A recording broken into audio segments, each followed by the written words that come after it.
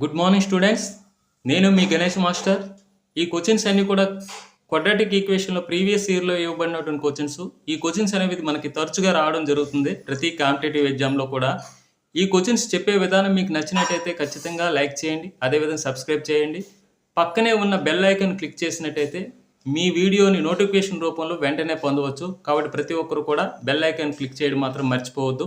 ఈ క్వశ్చన్ ఒకసారి చూడండి. ఈ question, if alpha and beta are the roots of the equation 4x square minus 19x plus 12 equal to 0, then find the equation having the roots 1 by alpha 1 by beta.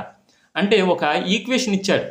ఇక్కడ 4x square, ఇక్కడ చూడండి 4x square, ఇక్కడ 4x square minus 19x plus 12 equal to 0 యొక్క roots అంట alpha beta అంట. అయితే ఈ alpha beta కాకుండా 1 by alpha 1 by beta mole అంటే రూట్స్గా కలిగినటువంటి క్వాడ్రాటిక్ ఈక్వేషన్ అడుగుతున్నాడు. అప్పుడు ఏం చేయాలి? వీటి యొక్క ఎక్స్ స్క్వేర్ కోఎఫిషియంట్ అనేది మనకి కాన్స్టెంట్ టర్మ్ కింద తీసుకురావాలి.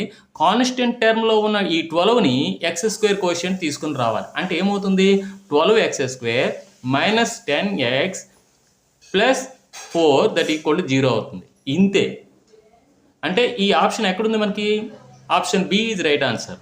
మరి ఫార్ములా ఏంటంటే ax square plus bx plus c equal to 0 it is a quadratic equation.